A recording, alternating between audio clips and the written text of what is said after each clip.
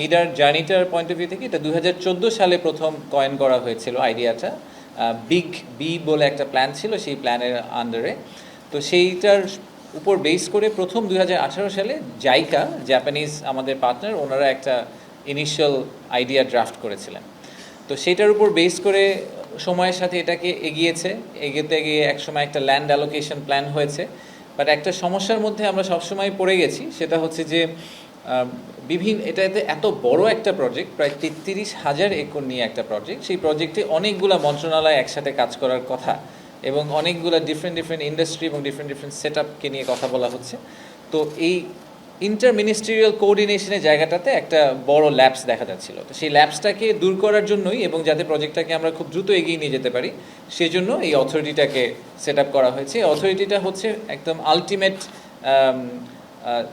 একটা অথরিটি যার final decision হবে যে আসলে ল্যান্ড অ্যালোকেশন কী হবে, মাস্টার প্ল্যানে কী যাবে, আসলে আমাদের লং টার্ম ভিশনটা কী হবে সেটা নিয়ে।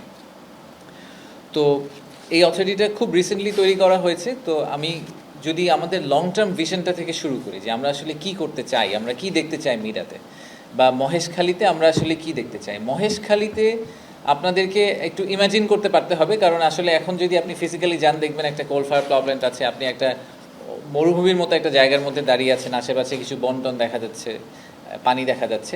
বাট আসলে মাতার বাড়িতে একটা ডিপ সি পোর্ট দেখা যাচ্ছে, বাট সেটাও আসলে ড্রেজিং বার্জগুলো আসা যাওয়া করে, মেইন পোর্টটা এখনও দেখা যাচ্ছে না। কিন্তু আপনাদেরকে ইমাজিন করতে পারতে হবে যে আজকে থেকে 20 বছর পরে 2055 সালের দিকে, এখন তো 30 বছর পরে, আজকে থেকে প্রায় 30 বছর সামনে গিয়ে জায়গাটা দেখতে কেমন হবে। তো অরিজিনালি যখন এটার মাস্টার প্ল্যান করা হয়েছিল বছর 5 আগে বা বিগত সরকারের সময়, তখন এটাকে একটা পাওয়ার হাব এবং একই সাথে একটা ডিপ সি পোর্ট হিসাবে প্রাইমারিলি চিন্তা করা হয়েছিল। আমরা এটাকে আসলে অন্যভাবে দেখতে চাই, আমরা এটাকে একটা টাউনশিপ হিসাবে দেখতে চাই। পৃথিবীর সবচেয়ে সাকসেসফুল ডিপ সি পোর্ট সহ টাউনশিপ হচ্ছে সিঙ্গাপুরকে বলা হয় সবসময়, এবং আরেকটা পোর্টের কথা প্রায় উঠে আসে, সেটা হচ্ছে সাংহাই। তো আপনাদের যদি কখনো যাওয়ার সুযোগ হয়ে থাকে তাহলে মনে করেন যে আমরা যদি বাংলাদেশের একটা সিঙ্গাপুর করতে চাই বা বাংলাদেশের ভিতরে একটা সাংহাই পোর্ট করতে চাই, আগামী 30 বছর হাতে আছে সময়। ইমাজিন করতে পারতে হবে যে 30 বছর পরে আমরা এই মহেশখালী মাতারবাড়ি এলাকাটাকে সিঙ্গাপুর বা সাংহাইয়ের মতো করে দেখতে চাই। এটা is not a vessel city, এটা একটা স্যাটেলাইট সিটি না, ইটসেলফ ইজ আ টাউনশিপ।